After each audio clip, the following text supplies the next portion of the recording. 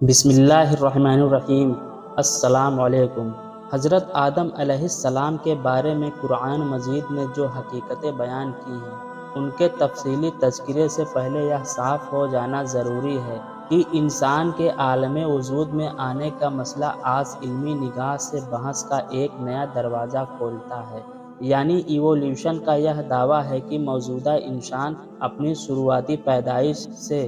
انسان پیدا نہیں ہوا، بلکہ موجود کائنات میں اس نے بہت سے درجے طے کر کے موجودہ انسانی شکل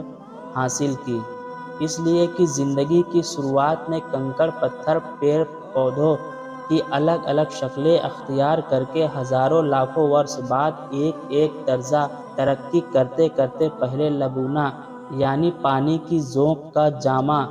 پہنا اور پھر ایسی ہی لمبی مدت کے بعد جانداروں کے الگ الگ چھوٹے بڑے طبقوں سے گزر کر موجودہ انسان کی شکل اپنائی۔ اور مذہب یہ کہتا ہے کہ کائنات کے پیدا کرنے والے نے پہلا انسان حضرت آدم کی شکل ہی میں پیدا کیا اور پھر اس کی ایک ہمجنس مخلوق حوا کو وجود دے کر دنیا میں انسانی نسل کا سلسلہ قائم کیا۔ اور یہی وہ انسان ہے جس کو کائنات کے پیدا کرنے والے نے تمام پیدا کی ہوئی چیزوں پر برتری اور بزرگی عطا فرمائی اور اللہ کی امانت کا بھاری بوجھ اس کے سپرد فرمایا اور کل کائنات کو اس کے ہاتھ میں رکھ دیا۔ اللہ کے خلیفہ اور نائب ہونے کا شرف اسی کو بخشا۔ اب سوچنے کی یہ بات ہے کہ ایوولوشن اور دھرم کے بیچ یا میل کی گنجائش نکل سکتی ہے، خاص کر کہ علم اور تجربے نے اس کی سچائی کھول کر رکھ دی ہے کہ دینی اور مذہبی حقیقتوں اور علم کے درمیان کسی بھی مسئلے میں ٹکراؤ نہیں ہے۔ اگر ظاہری سطح پر کہیں ایسا نظر بھی آتا ہے تو وہ علم کی حقیقتوں کے چھپے ہونے کی وجہ سے نظر آتا ہے، کیونکہ بار بار یہ دیکھا گیا ہے کہ جب بھی علم کی چھپی حقیقتوں پر سے پردہ اٹھا تو اسی وقت تضاد بھی جاتا رہا اور وہی حقیقت نکھر کر سامنے آ گئی جو اللہ کی طرف سے ظاہر ہو چکی تھی۔ دوسرے لفظوں میں کہہ دی جائے کہ علم اور مذہب کے درمیان اگر کسی وقت بھی تضاد نظر آتا ہے تو نتیجے کے طور پر علم کو اپنی جگہ چھوڑنی پڑی اور اللہ کی طرف سے جو فیصلہ آیا وہی اٹل رہا۔ اس بنیاد پر اس جگہ بھی قدرتی طور پر یہ سوال سامنے آ جاتا ہے کہ اس خاص مسئلے میں حقیقت حال کیا ہے اور کس طرح جواب یہ ہے کہ اس معاملے میں بھی علم اور مذہب کے درمیان کوئی ٹکراؤ نہیں ہے۔ البتہ یہ مسئلہ چونکہ باریک اور گوڑھ باتیں اپنے بھیتر سمائے ہوئے ہیں، پھر بھی یہ حقیقت اس جگہ ہمیشہ نظروں میں رہنی چاہیے کہ پہلا انسان جو کہ موجودہ انسان کی نسل کا بابا آدم ہے، بھلے ہی ترقی یا ایوولوشن کے نظریے کے مطابق درجہ با درجہ انسانی شکل تک پہنچا ہو یا پیدائش کی شروعات ہی میں انسانی شکل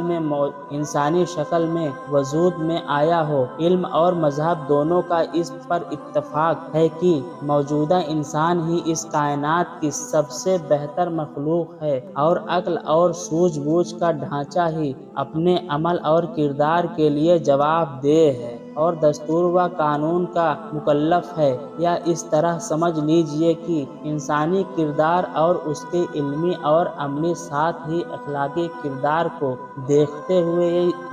ہوئے اس بات کی کوئی اہمیت نہیں ہے کہ اس کے پیدا ہونے ڈھلنے اور وجود کی دنیا میں آنے کی تفصیل کیا ہے، بلکہ اہمیت کی بات یہ ہے کہ اس پیدا ہوئی دنیا میں اس کا وجود یوں ہی بے مطلب اور بے مقصد ہے یا اس کی ہستی اپنے بھیتر بہت بڑا مقصد لے کر وجود میں آئی ہے۔ کیا اس کے افعال و اقوال اور کردار و گفتار کے اثرات بہت ادھک ہیں؟ کیا اس کی مادی اور روحانی قدرتیں سب کی سب بیکار اور بے نتیجہ ہیں یا قیمتی پھلوں سے لدی ہوئی اور حکمت سے بھری ہوئی ہے؟ اور کیا اس کی زندگی اپنے بھیتر کوئی روشن و تابناک حقیقت رکھتی ہے اور گھور اندھیرے والے بھوشیہ کا پتہ دیتی ہے اور اس کا ماضی و حال اپنے مستقبل کو نہیں جانتا؟ قرآن پاک نے اس لیے حضرت انسان سے متعلق پازیٹیو اور نگیٹو ہر دو پہلو کو واضح کر کے انسانی ہستی کے بڑپن کا اعلان کیا ہے اور بتلایا ہے کہ کائنات کے پیدا کرنے والے